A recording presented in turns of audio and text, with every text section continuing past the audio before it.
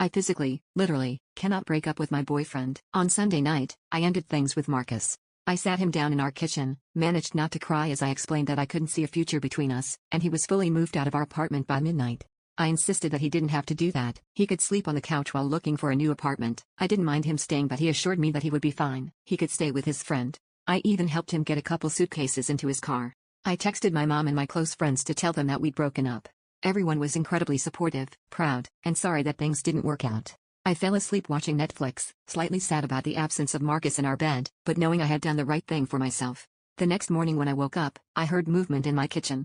I assumed it was Marcus coming back for something he'd forgotten. But when I opened the bedroom door, I smelled breakfast cooking. It smelled like pancakes. Oh God, I thought. Does he want to try and change my mind? As I made my way to our table, I noticed Marcus moved back into the apartment. Somehow, without me waking up, his posters were back on our walls, his coats back on our coat rack, his shoes by our front door.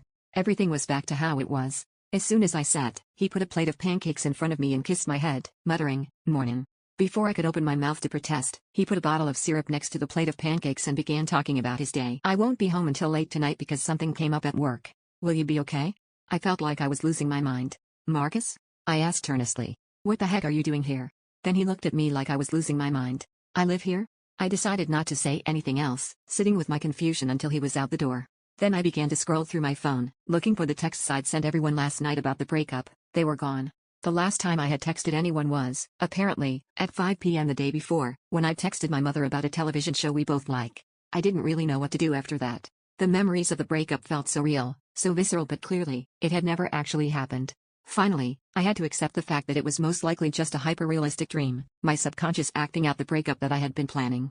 Confused, but determined, I decided that tonight, I would actually break up with my boyfriend Marcus. And I did exactly that. He got home from work, I was waiting at the table for him.